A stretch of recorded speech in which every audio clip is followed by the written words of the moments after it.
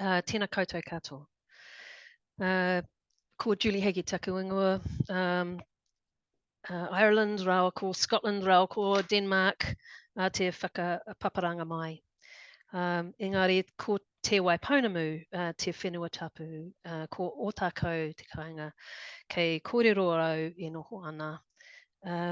He kaiwhaku, ko taku whanaunga mai e tainui. Kia whakahaere mātua ai i Transparency International New Zealand. Kia kaha te reo Māori, kia manawa nui te tiriti, tēnā tātou katoa. Welcome to everyone. We have around 84 participants at the moment and probably tracking upwards.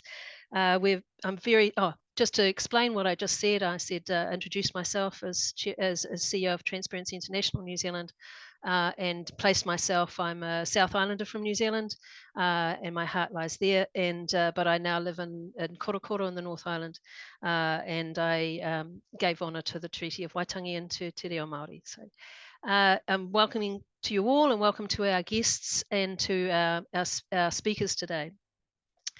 Big shout out to Transparency International New Zealand, of course, Transparency International Australia, and the Global Initiative against Transnational Organised Crime. And also thank you to some of the people who've helped to share the message about this event, including Business Central, Institute of Internal Auditors of New Zealand, Collaborative Advantage as well. So let's get going. Oh yes, there are participants from New Zealand and Australia, and that includes businesses and government. So welcome to you all. We're unashamedly going to put in plugs for people to join Transparency International New Zealand and Transparency International Australia. And I just want Clancy Moore from TI Australia to briefly unmute and say hi to us. Good morning, everybody, and a very warm Womanjika, which means welcome everybody in the language of the Wurundjeri people of the Kulin Nation. And I'd like to pay my respects to their elders, past and present, and I'm calling in from their land today. Just to echo Julie's comments, lots of appreciation, a big thank you to the Global Initiative Against Transnational Organised Crime, but also the New Zealand Police and McGarth Nicol, who is a proud member of Transparency International Australia, for participating in this event. But importantly, thank you everyone for joining and giving up your time today to listen to these amazing speakers and take part in a really important dialogue on organised crime and corruption in a fractured world. Thank you, Julie. Sure. This issue is particularly sharp for Aotearoa New Zealand because we do struggle under the burden of corruption and organised crime. I mean, just recently we saw a case go through the courts of the actual business element of the alliance, where a New Zealand business, a money transmitting business, had gone into cahoots with a drug syndicate, and the outcome was the facilitation of massive amounts of methamphetamine and other drugs into New Zealand and across. And it was a $28 million of money, but it's about the impact on people. So during that time, it enabled and facilitated the free flow of methamphetamine and other drugs. There were subsequently huge numbers, a huge rise in deaths, poisons, and violence in relation to methamphetamine. So it's not we see the impacts on victims of this sort of crime, and that is the consequence of corruption and organised crime working hand in hand for greed, and we are under threat. So we do need to be aware of it and to make ourselves more resilient to this poisonous alliance.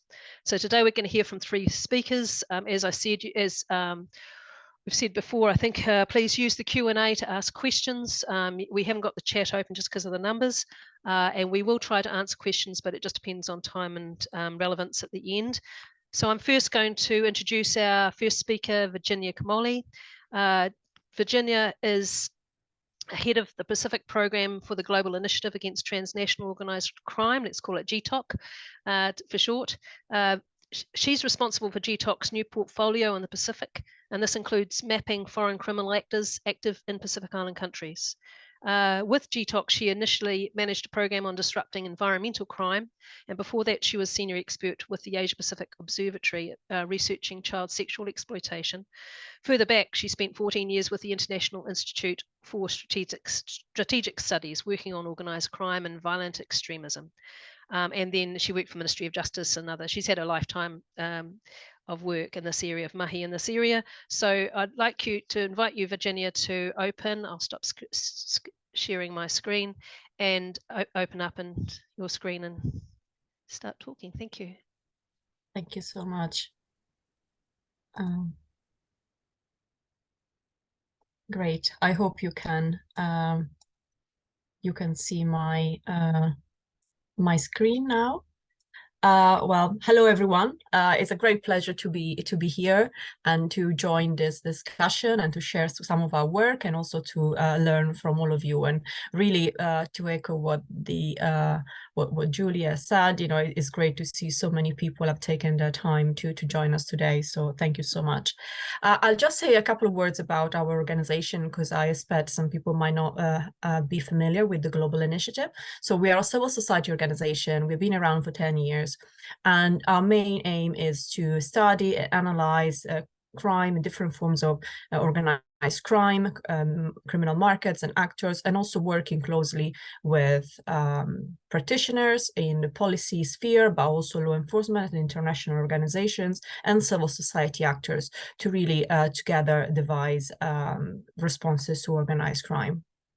So today I will focus my presentation on the findings of the 2023 Global Organized Crime Index, which is the flagship output of our organization. And we recently released the 2023 edition in September. But before I do that, I'd like just to say a few words about the relationship between organized crime and corruption. So the index does not include corruption as a standalone crime type, but rather corruption is captured as an aggravating factor and also a cross-cutting theme when we determine the scores for criminality and resilience. What is clear is that organized crime feeds off corruption and weak governance and exacerbates these issues at the same time. So we see criminal groups create unfair advantages and buy power, access, and impunity through the use of violence, but also through the use of corruption. And we see alliances among political, business, and criminal actors that often result in the criminalization of governance and that undermine democracy and the rule of law, violate fundamental freedoms, and also generate instability in international relations. And corruption is so pernicious as it drains resources from public services, administration, and security, and also erodes trust in public institutions. It can also facilitate organized crime, debilitate institutions and operational responses, whilst the profits of crime may fuel corruption and money laundering. Therefore, we see a relationship that is truly a circular one and a very, very difficult one to break. So in line with this, and also confirming the findings of our previous edition of the index in 2021, this year's index shows that state-embedded actors are the dominant vectors of organized crime worldwide. And their presence undermines opportunity for their countries to engineer realistic, impactful, and also implementable resilience frameworks to withstand the organized crime threat. Unfortunately, despite this close and mutually reinforcing relationship between organized crime and corruption, the two issues are often dealt with separately. This is very much evident within the UN system, which has separate conventions to deal with organized crime and corruption, and often there is a little alignment and coordination between the two of them. So with that in mind, I'm very, very grateful to Julie, who engineered this event and created the opportunity for us to discuss corruption and organized crime at the same time, and I hope there will be more opportunity to do so. So let's now delve into the index. So the Global Organized Crime Index is a multidimensional tool that assesses the level of criminality and resilience to organized crime in 193 countries around the world. So basically all United Nations member states.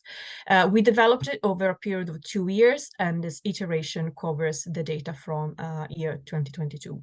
So the objective of the index is really to provide a metric-based information that allows policymakers, but also international and regional bodies to prioritize their interventions on the basis of a holistic assessment of where the vulnerabilities lie, and also equip them with the means to measure the efficacy of their responses in order to mitigate the impact of crime.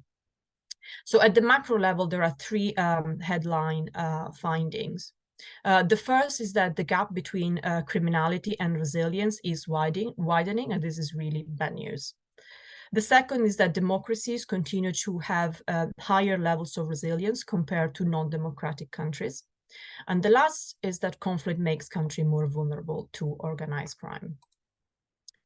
So if we just look at the components of the index, I won't bore you with all the methodology, but just to give you a sense of what we include. As I said, so the index measures both criminality and resilience to organized crime, recognizing that these two things are interrelated, and really the value of this tool is enhanced when we look at both sets of dynamics at the same time.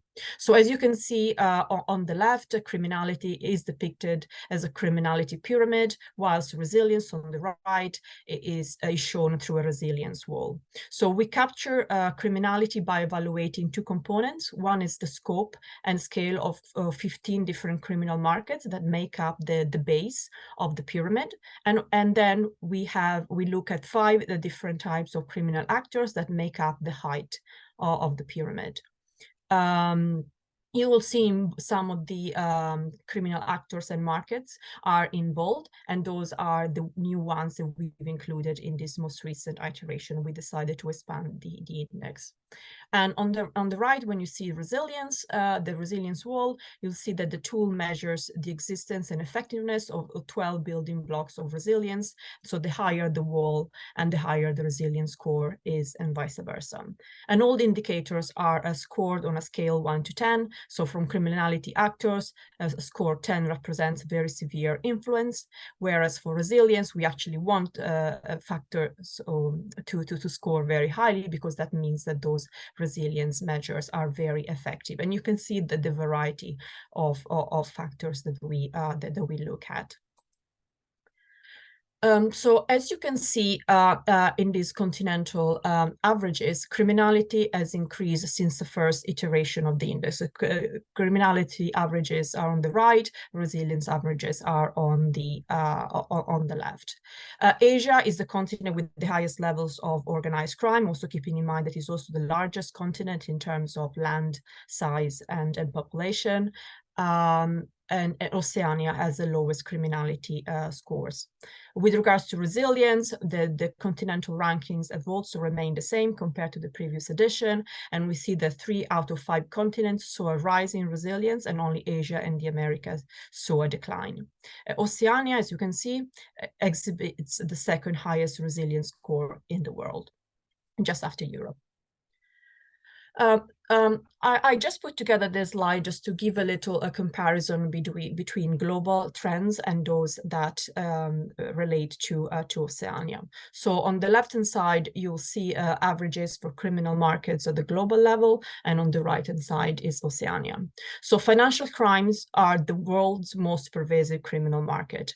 And this is likely due to the fact that they encompass a very broad array of illicit activities. They are prevalent in every single jurisdiction, and also the increased use of cyberspace means that they know no boundaries, and they can affect every single person in the world potentially.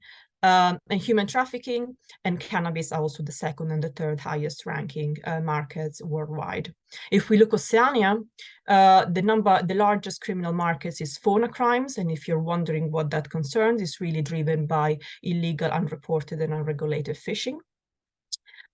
Followed by financial crimes and human trafficking. So those are the 3 highest scoring markets in Oceania. If we do a similar comparison for resilience scores, the overall global average of resilience has largely remained the same at the same levels of the 2021 edition of the index. But given the rise in the pervasiveness of criminality that I mentioned earlier, the fact that resilience remained at the same level suggests that the response frameworks have actually failed to meet the organized crime threat. At the global level, international cooperation is the highest scoring resilience factor, and also is the one that has shown to have had the greatest increase. By contrast, government transparency and victim and witness support were identified as the lowest scoring among all the building blocks of resilience. What is also worth noting, and I think also very concerning, is that the space for non-state actors, i.e. mainly civil societies, to act as sources of resilience has declined, and that's the indicator at the bottom.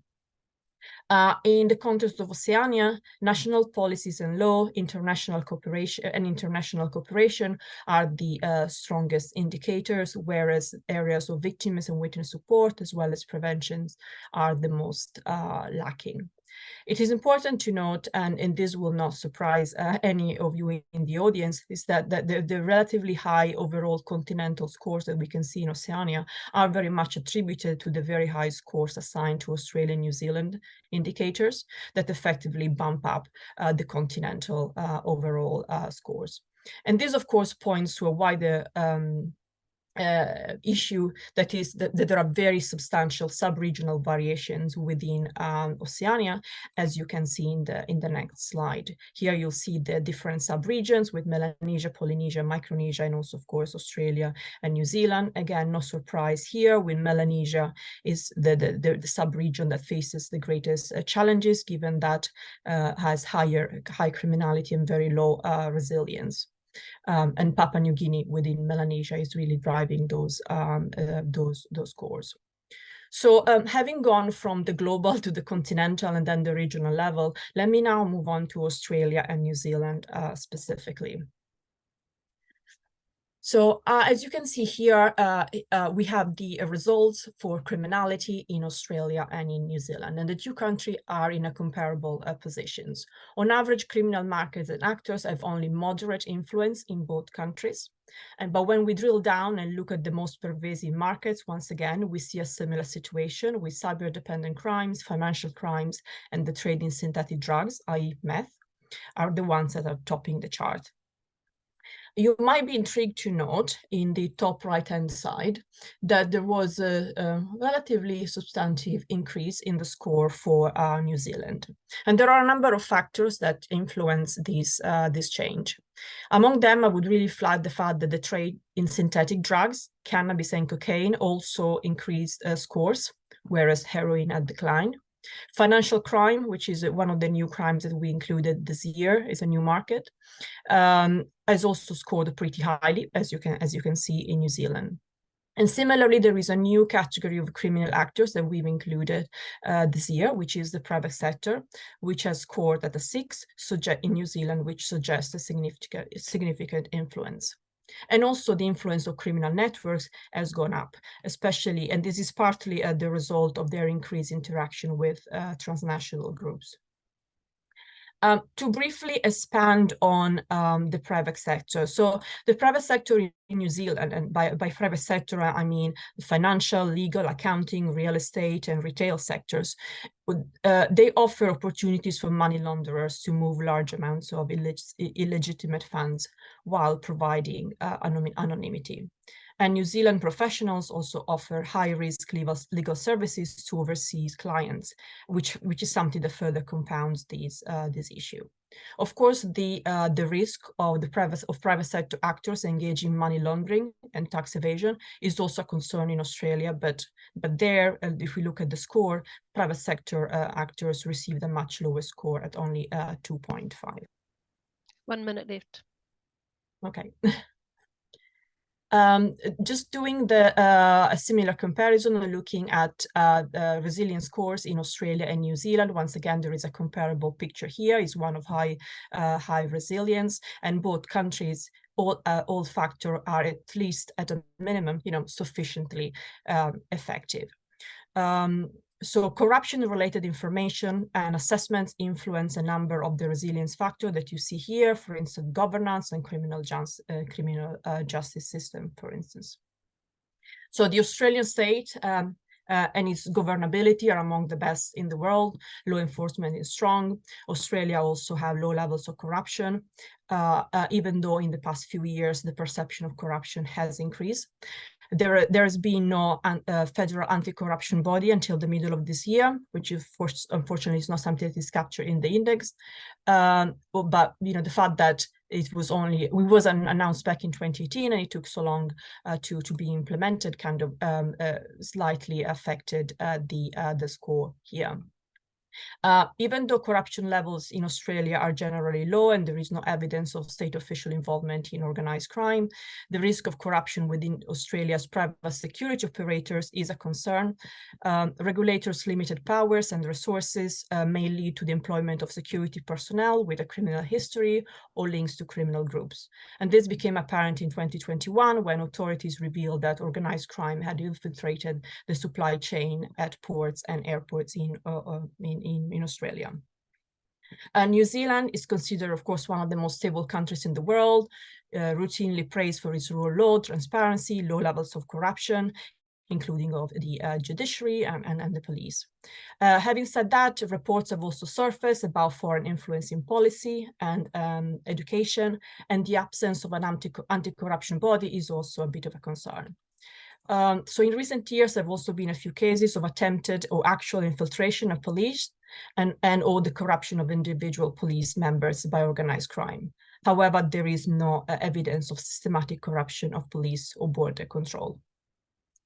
And as you will recall from the previous slide, financial crimes are the highest scoring crimes in New Zealand, and it's possible that the belief that corruption is negligible has made financial crime a low priority issue, even though New Zealand is considered a major conduit for financial crime. And this point reinforced the relationship between organised crime and corruption, which neatly, albeit sadly, brings me back to the opening of my presentation and the reality that these two issues are closely related and mutually reinforcing. And it's on this note that I'd like to end my remarks. And thank you so much for your attention, and I look forward to your questions and feedback.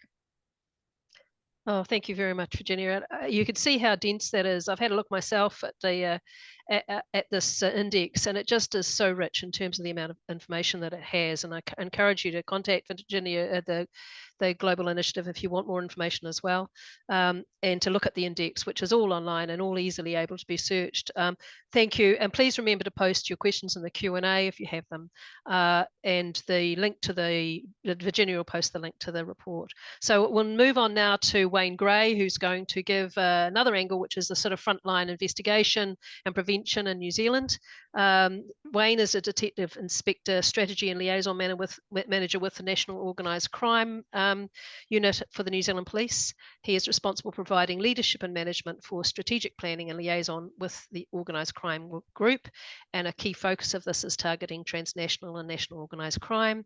He previously worked in the National Security and Financial Crime Asset Recovery Unit, and he has also worked in the UK for police and so on. So ngā mihi, Wayne, I'd like to invite you to share your screen and present, and I'll give you a 1-minute warning. Thanks. Kia ora, everyone. Just get my screen up here.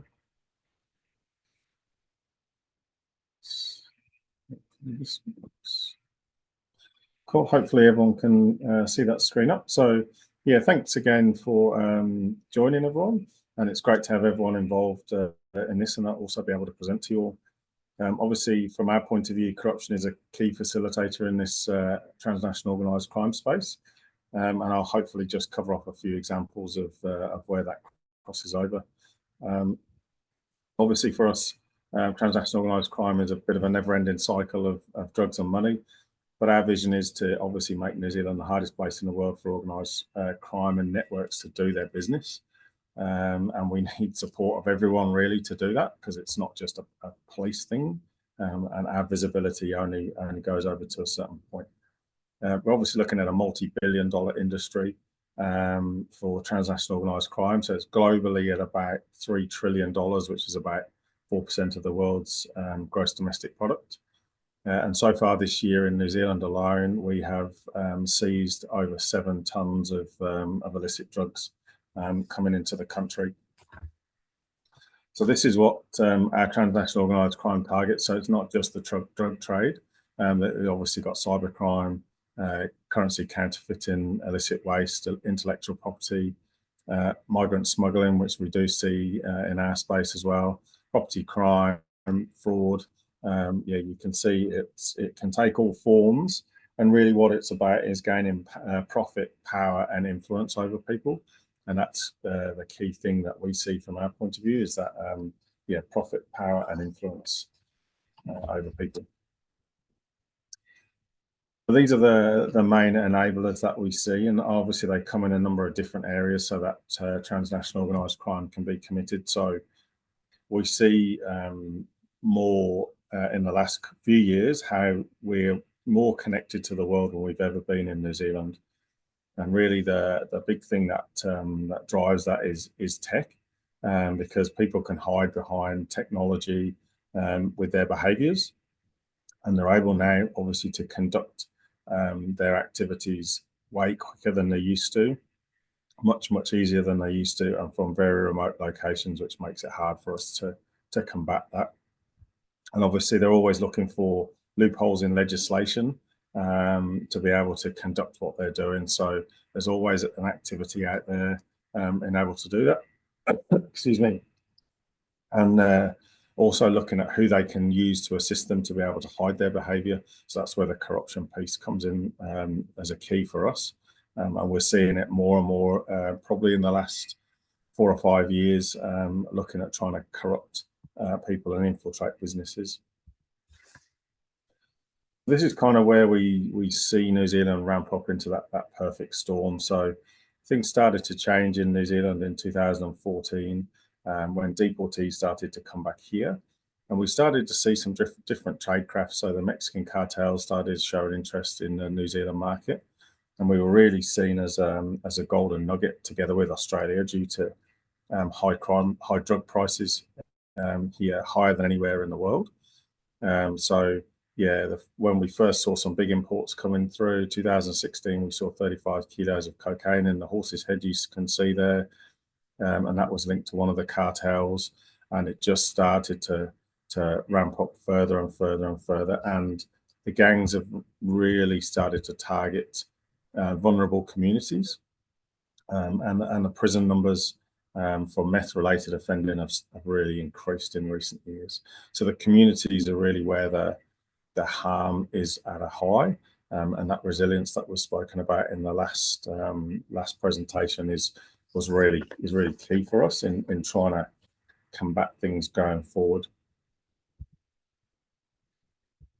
So I know my slide has stopped for some reason. Here we go. Yeah, so New Zealand's obviously connected to the rest of the business, the criminal world, and what we're seeing is that actually now they're acting more and more like business entities than has ever seen before, because that cocaine and meth production has really ramped up worldwide, and just trying to get that influence. So we're starting to see a lot more overt business going on. So a lot more people and gangs that have been a lot more overt than they used to be, and attacking those systems and people to corrupt them to be able to get either drugs into New Zealand or move it around the country.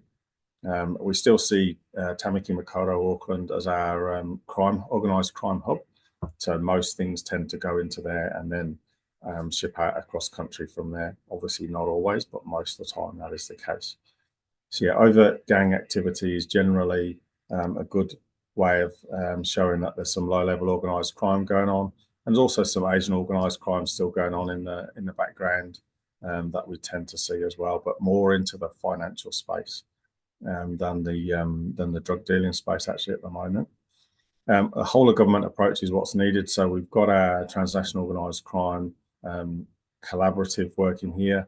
I'm also doing some good work with resilience to organised crime in our communities. So trying to really drive our communities to be a lot more resilient to our organised crime groups in order to stop the want and the need for those drugs coming through. If we can stop that, hopefully that reduces the amount of meth that's coming through.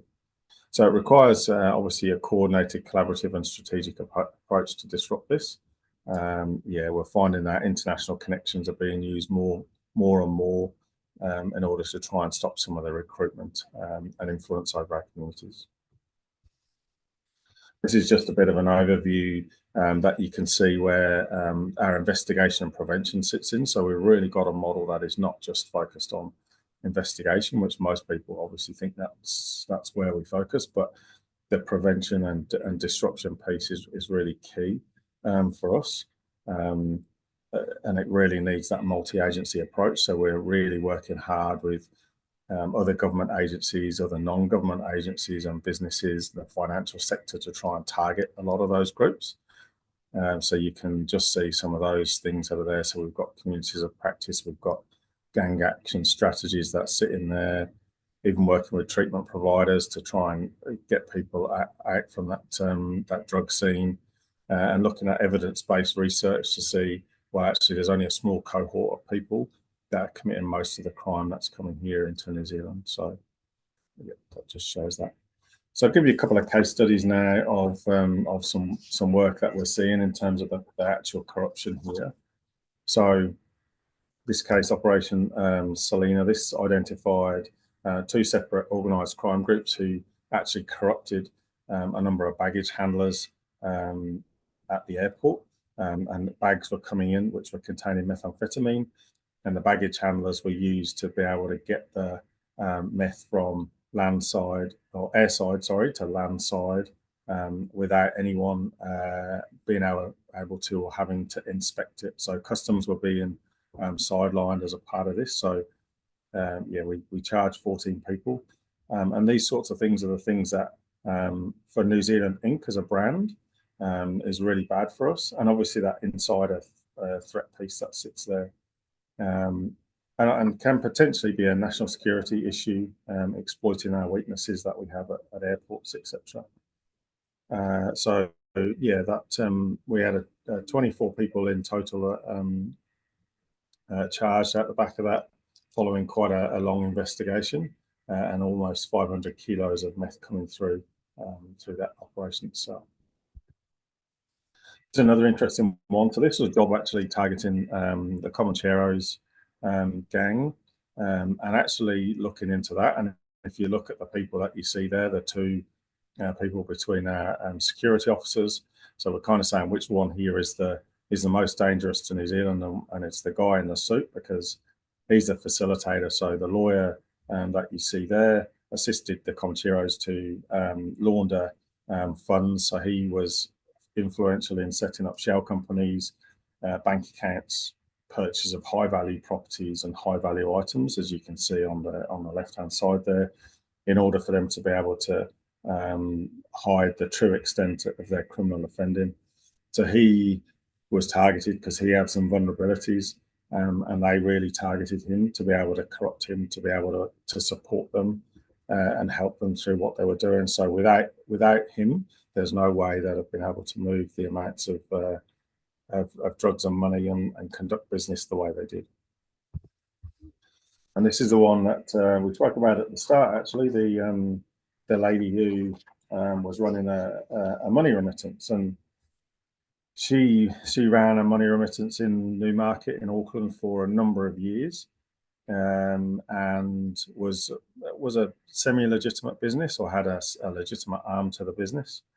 But again, organised crime groups got into her, and probably through financial means managed to corrupt her and get her to be able to support them with their business. So she operated illegal Bitcoin trade. She was good at organising shell companies. She was a nominee director on various businesses for people, set up third-party bank accounts and offshore bank accounts. So she was running an informal value transfer type system like Hawala between New Zealand and China, and structuring deposits through there. So she got a lot of people running money through the banking system, avoiding notification through that system for the true nature of her operation.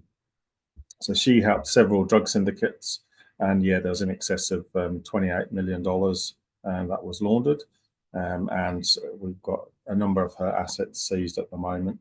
She spent about $8.5 million on Bitcoin, and at least $17 million was transferred either domestically or internationally, predominantly to China, but she had a reach right across the world and definitely into Australia as well. 1 minute, Wayne. Okay.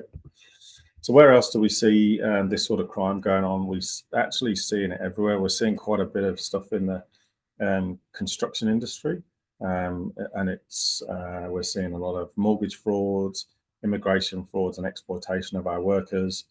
and also our food. So we're seeing food fraud and the use of that food across. So it's actually stretching across quite a bit of what we see in New Zealand, and we're seeing it leak into our drug trade as well. So there's money being crossed across parts of not only the drug world, but also into some of the trades you see there. This is just some of our 5-dimensional targeting of criminal business entities. So this is how we're trying to attack them. So we know they need some resource infrastructure. So our investigation focuses on that.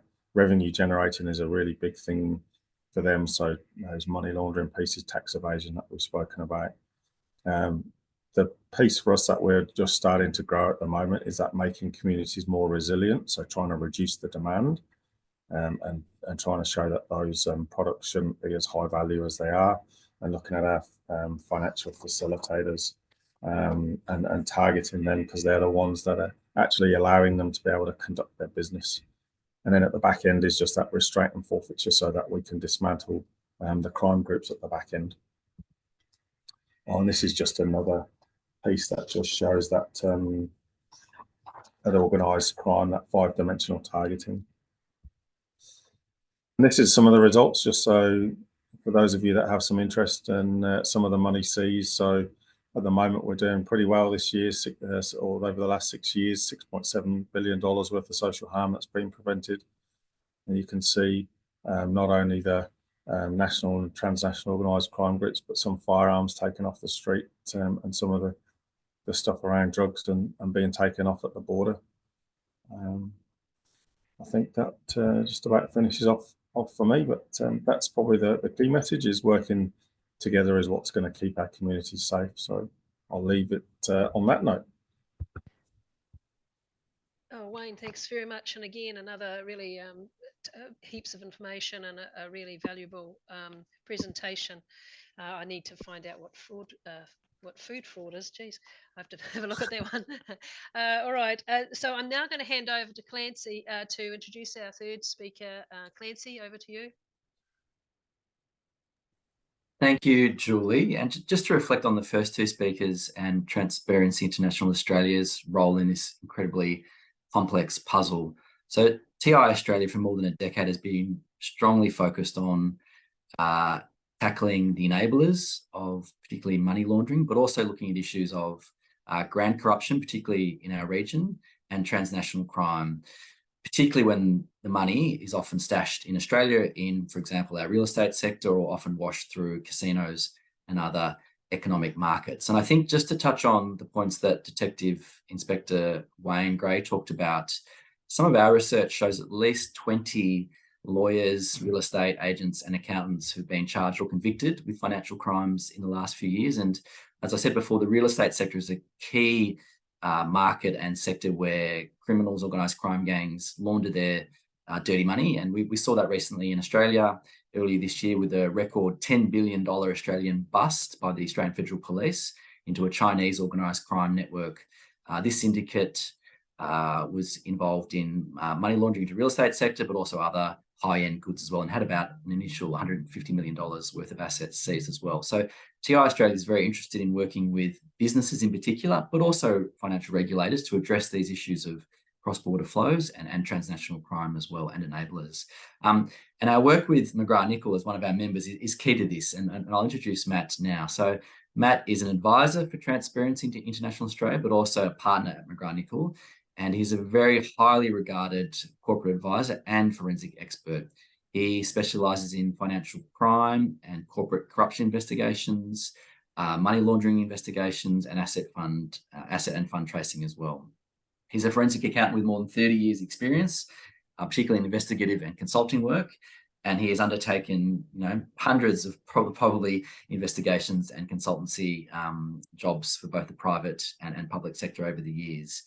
He's also, in 2021, was appointed a member of the Order of Australia for charity work, but also some research that looked at fraud with several Sydney universities. So it's now my pleasure to welcome Matt Fehon. Thank you, Matt. Thanks, Clancy. Am I coming through? You got me? Thank you. And good afternoon, everyone, or morning, wherever this finds you. I'm in Sydney.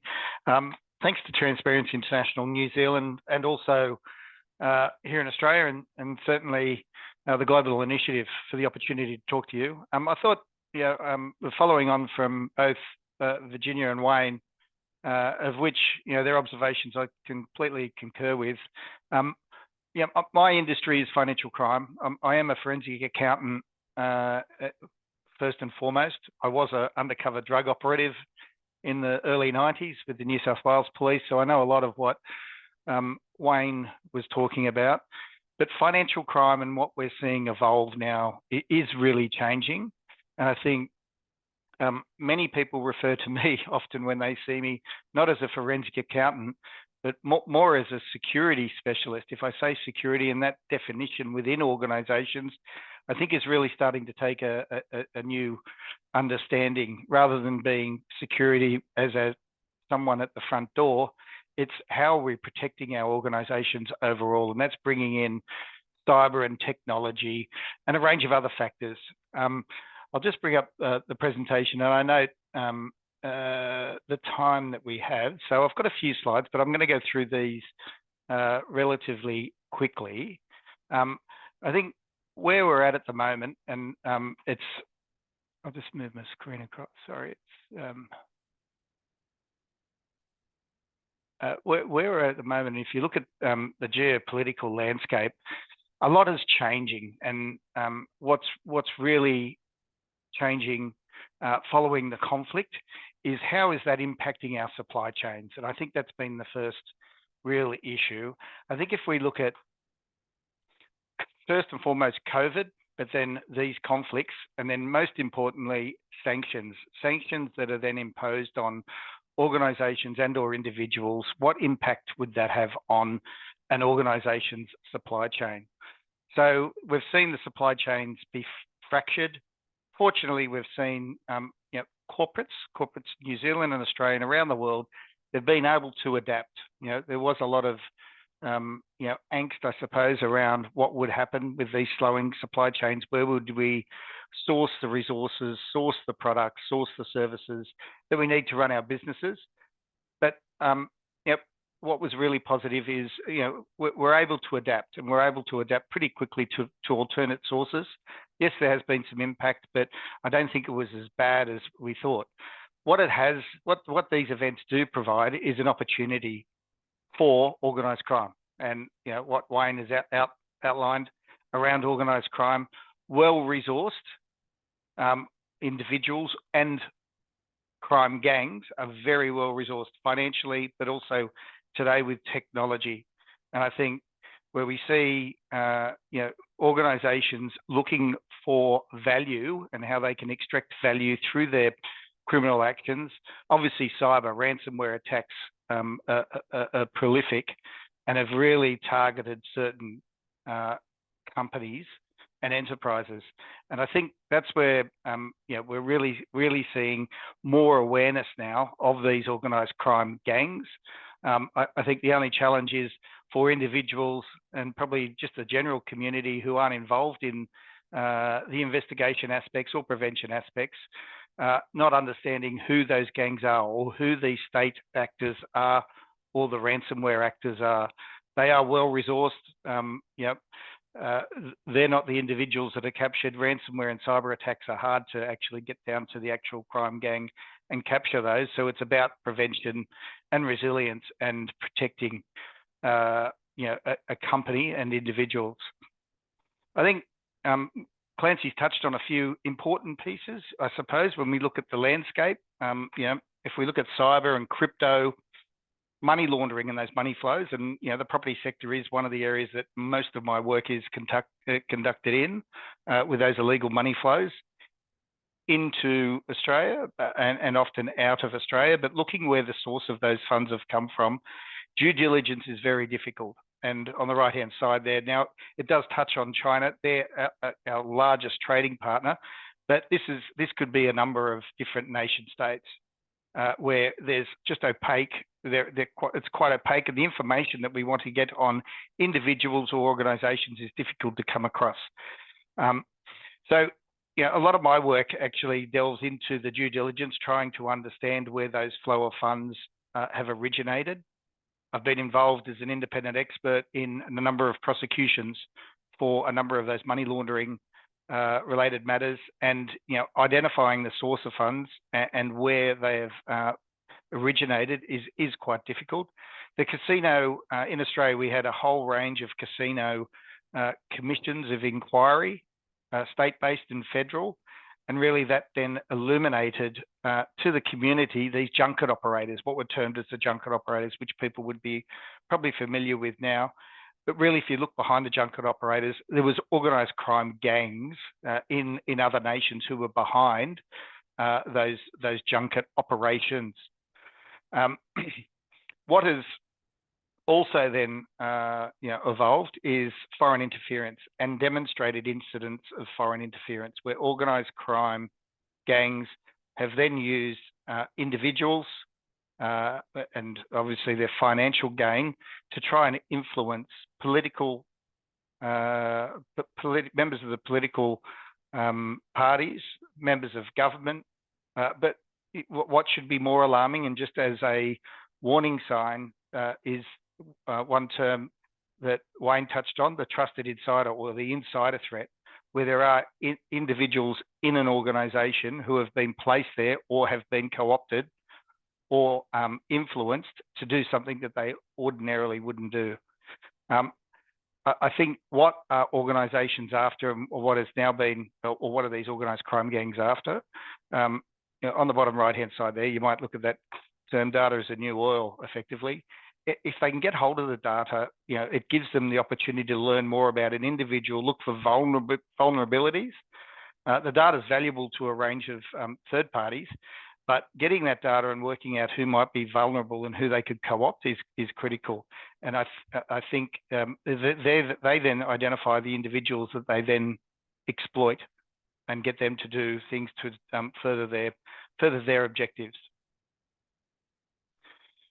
I'll touch very quickly. I won't go through this, but if you look at it, so three vectors, I suppose. Personnel in an organisation. So I'll touch on the insider, the cyber, the external threat, but also insiders. Generally, it could be a negligent act by someone inside, or a deliberate act by someone inside, or one of your third-party providers. And then now, what is really evolving is through the supply chain and the awareness of cyber security that needs to be within your supply chain. If I was to wind back 10 years ago, and a lot of the work that I still do, but what was focused on, the trusted insider was the fraudster that sat within a bank and was able to enable a large fraud to occur, or within a company and was able to enable a large fraud to occur. I'm pleased to say that there's a real focus from the cyber collaboration centres around the world on the insider threat. So it's really emanated through the cyber lens, where now there's this focus on insider risk. As I say, insider risk is something I've been looking at for 30 years, looking at who could do damage to an organisation.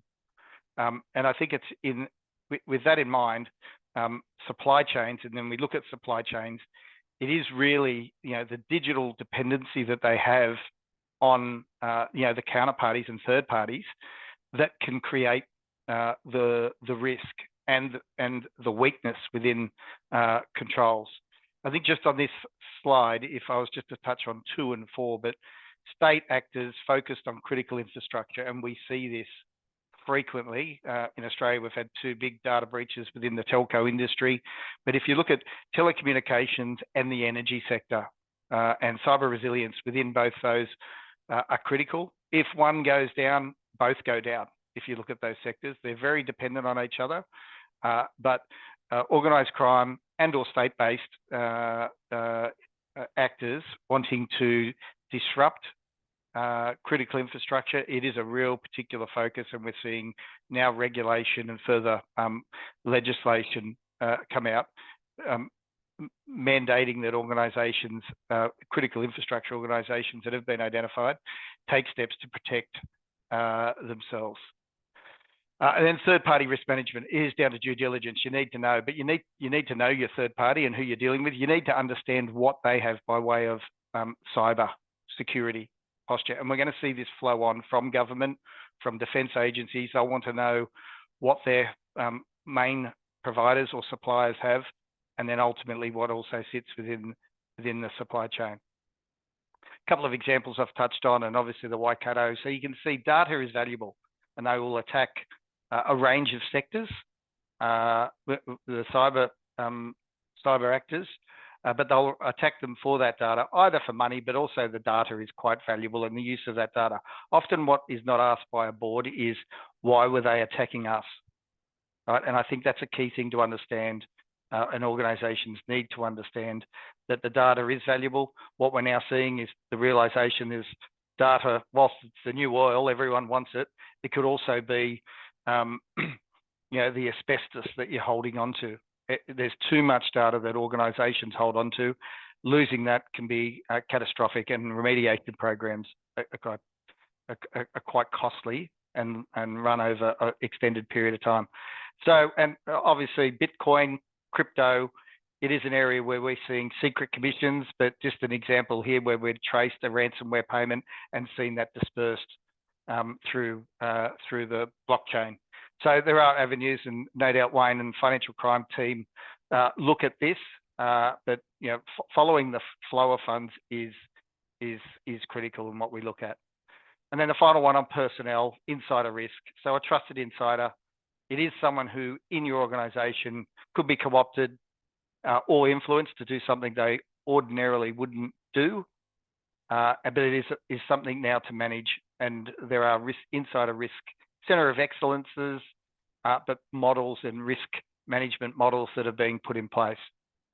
And obviously, why are we all doing this? But for an organisation, a cyber breach can be catastrophic.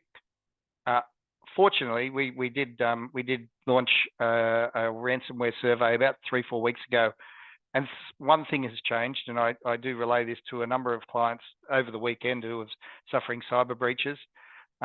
I think last year it was about 92% that they believed their counterparties would think again about doing business with them if they suffered a cyber event. That dropped down to 82%. So there's a real drop. I think there's an acceptance that anyone can be hit from a cyber event, but doesn't stop the, obviously the importance of putting in place appropriate security and processes and controls, resilience programs from a cyber perspective. So that concludes what I was hoping to talk to. I hope that was informative. But as I say, I think the personnel aspect and the insider risk aspect is something that is evolving. Organised crime, foreign interference, and certainly what we do see from organisations now focusing on insider risk, coupling that with your cyber risk programs. It's an overall security platform that, or if we say enterprise security risk platform, that organisations are now starting to focus on. Thank you. Oh, Namahi, Matt, that was another very amazing presentation. Thank you very much. I think it's great to have the 3 perspectives on this and the 3 evidence-based perspectives as well. I'm just going to start now because we've got about 10 minutes, a little less than 10 minutes. We might run it over a bit more. Yeah, sorry, I'll just come bring myself up. So we've had a couple of questions, and some of them have been answered. They're sort of the more obvious ones. They've been answered in the chat, which you can see. But one of the questions was for Wayne. It was to say thanks for the sobering presentations. The disruption community of practice you mentioned, is that within the police force, or does it include business groups? Curious how you interact with the business community. Yeah, so we're trying to reach across as many businesses and non-government agencies as possible to do 2 pieces, which is to try and build resilience in the community. So get as many people out as we can, working with our communities to try and either when we are going in to arrest people, build some resilience around when they go out, how do they continue to operate with not having that finance come in and not having everyone else in the family fall into the crime group. That might happen after that. And then B, working on, okay, so how do we target some of the financial flows, some of the drug importations, and who might be the weak links in the community. So it's really targeting two things, which is the information to help us target the organised crime groups at the front end, and then B, trying to look at that public resilience. Great, thanks, Wayne. I think this question's also for you. It's about how does the gang culture in New Zealand impact corruption in the government, private industry? Yeah, so it's kind of twofold, I suppose, at the moment. They're either trying to get people directly into roles. So there's a whole point of actually trying to insert people into government roles to either attack information, as was previously talked about, obtain information or do whatever, or either they're actually turning up at places that people go to and trying to befriend them, just get alongside them and identify potential weaknesses to be able to either turn them or just use that weakness against them to be able to obtain information for their criminal purposes. So again, kind of twofold answer to that. And it's being done probably more than we've ever seen right now. Right, thanks very much. Virginia, I wanted to ask about, because it was interesting to see across Oceania as well, but also the impact of China. So I do think it's just a reality that I've noticed when we're looking at financial crime and money remittances and the kind of crime that is happening. So what can you say about that influence upon the Oceania? Yeah, thanks for the question, Julie. And it also allows me to plug a series of papers that we are about to release that actually look specifically at the role of foreign actors that engage in criminality across Pacific Island countries specifically. And the reality is that many of those actors are Chinese actors, but of course they're not the only one, and we should be very careful not to group all Chinese actors in the same category. Some are full-time criminals, i.e., for instance, triads, such as the infamous 14K triads. Some are business actors that also engage in illicit activities, saying they have to varying degrees connections to the party. And then there are, more, politically motivated or explicitly politically motivated actors. So we've seen their engagements in a number of different industries and sectors. And I think their ability to establish very good relationships among the local Chinese diaspora and some of the island countries, but also very good relationship with the political and business elites within the countries, really affords them quite lots of freedom to operate and also impunity. So I think we see the emergence of these actors with this kind of hybrid identity, and so where does their criminal persona end, and where does the political one and the business ones begin? So I think this is a growing challenge, and we have seen also similar types of criminalities, so similar modus operandi that we've observed, for instance, in Southeast Asia, now being replicated in the Pacific. Thanks very much, Virginia. I've got another question coming through, which I've got one on CERT, but I'll just hold that for a bit. I'm sure that there is some CERT is the New Zealand sort of information provision about how to protect yourself. But there's another one which I wanted to ask if Matt would answer. It's practically, what's the best way to protect your workforce from being groomed or threatened by gangs, and what detection mechanisms work best? Yeah, so something that is obviously very challenging. If I go back, as I said in the presentation, 30 years, I've been looking at insiders. But what are those indicators? Often, as we all know, it's really easy to identify the indicators after the event, and people say, "I should have picked up on this because the person was doing X, Y, or Z." There are a range of tools, and if I just touch on one thing, I think it's Apple at the moment. When you look at your technology security and what you're doing on your system and your 2-factor, 3-factor verification before you can access the system, Apple have now taken all that away from their employees, and they're using keystroke and basically analysis to see if someone is doing something that is outside their usual behavior. So there's a lot of behavioural analysis going on, and it actually looks at keystrokes or times that they're on or areas they're accessing. And if it's something that's unusual, it locks them out of the system, and then they've got to go to their immediate manager to get access. So we're seeing a lot more from a technology perspective. There are a range of organisations, DTEX is one that comes to mind, where they're looking at the activity that happens on a person's system. They profile that, but the times and the times that they operate, the usual type of work that they're doing. Outside of that, it's really due diligence on your employees. And it's ongoing due diligence. We've done a lot of work, if I just touch on the foreign interference aspect, a lot of work across universities, financial institutions and different organisations where there's been foreigners who have been working within those organisations and institutions. A lot of this is actually quite public, where there's then been research and or data exfiltrated and taken offshore. A number of charges and prosecutions in the US on this, but when we do that work, it's really actually only enhancing what, say, her HR department has around its questionnaires and annual declarations, and identifying conflicts or where there's gaps in information that they've provided.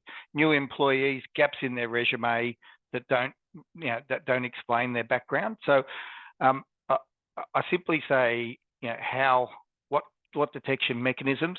There's a lot more to be done generally on due diligence and understanding new employees, but your current employees, and having declarations.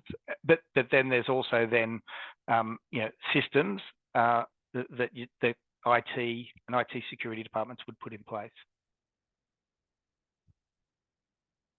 Thanks very much. Clancy, if you got a question, somebody you would like, one of the panel. Yeah, absolutely. So my question's for you, Virginia, and maybe Matt or others can touch on it as well. I noticed in the index, while it seems like Oceania is doing quite well, there are some significant, I guess, challenges, particularly around government transparency and accountability, but also the ability for civil society to engage in debates and actually, conduct their activities, without retribution and harassment from various actors. And our chapters in the Pacific, particularly in places like Solomon Islands and Papua New Guinea, but also Southeast Asia, are living on the front line of a lot of these threats to civic space. So I'm wondering, Virginia, from your research and your understanding, what are the solutions to really see those scores around transparency and accountability go up, but also the space for civil society to increase and actually be a bit safer for people like myself, but others who are really on the front line to conduct their advocacy? Thank you for the question, Clancy. Yes, I mean, that is crucial. I mean, one of the things that we do in order to support civil society's organization, because in addition to our research, we have something called the Resilience Fund, through which we support civil society actors on the ground in developing and emerging countries. So people like, the organizations that you referred to, as you said, are really on the front line. And what we do, especially in those countries where the civic space is really shrinking and civil society actors might be harassed by local authorities, what we do sometimes, we create a safe space for people to come together and voice their concerns around corruption or any other issue that might be on their mind. And so in a way, we act as a buffer. So then, for instance, if those authorities might try to harass those civil societies, they can in a way blame us as external actors for actually convening these activities, and those activities may take multiple forms depending on what works best in a given environment. So I think there's lots of work and support that needs to happen really at the grassroots level, especially in those countries where formal state authorities might really be quite but not very friendly towards the civil societies, let's say.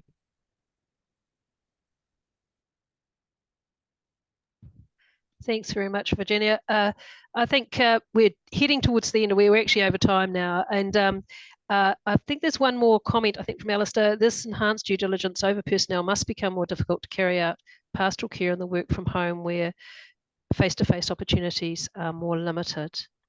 Is the move towards, anybody could answer that, is the move towards working work from home for businesses and government, adding to the vulnerability of businesses to be resilient. Matt? Yeah, I'm happy to jump in. So it's challenging, right? And obviously balancing the work from home, individual requirements. I think, really challenging here. Yes, if I just say in the Sydney market at the moment, there's a few redundancies going on at banks and large institutions. Things are starting to turn. I think, what it gives us the ability to do, people working from home, you do get the ability, obviously, still to monitor security from the IT systems, and they're very reliant on those IT systems. We miss the face-to-face, and obviously understanding what someone's up to. And the one thing I've always said, and I've used this for many years now, but if someone is able, and someone in the workplace,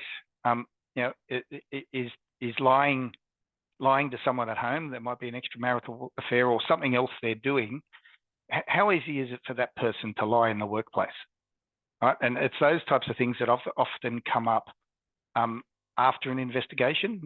There's been some other issue going on in their personal life and they've compromised themselves. Well, it's easier for them to compromise themselves in the workplace. I'll say that.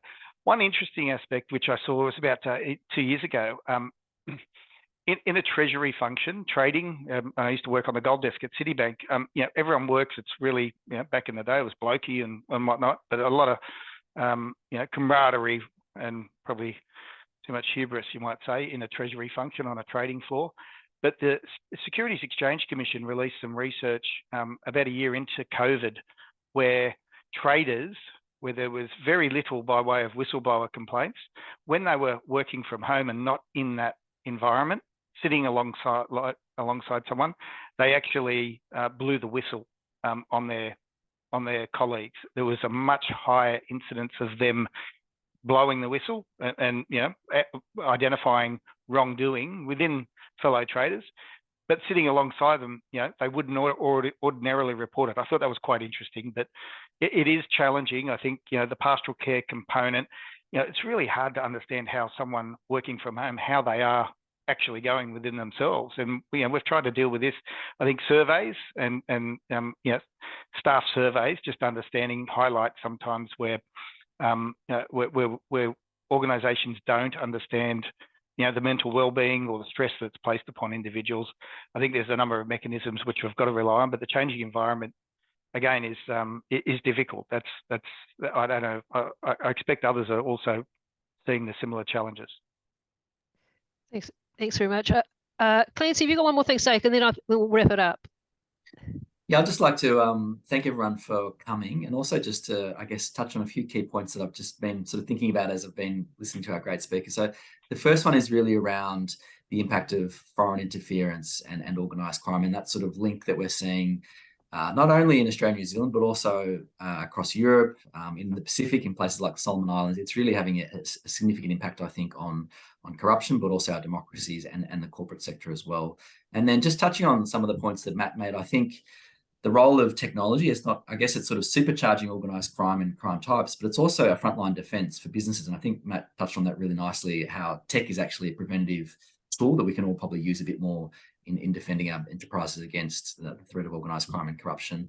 And I think just lastly, we really need to be working together. And, Detective Inspector Wayne Gray talked about this, and it's really some interesting developments with the Fintel Alliance, but also some really good public-private partnerships like Transparency International, but also the Bribery Prevention Network in Australia as well. And I think those points that Virginia touched on in her index presentation around the weaknesses of government transparency and accountability going down as a key resilience measure really points to that need to be working together, and governments actually leading on some of these things through the development of a beneficial ownership register, tranche 2 reforms, and other kind of policy reforms that can really help combat organised crime. So thanks for that.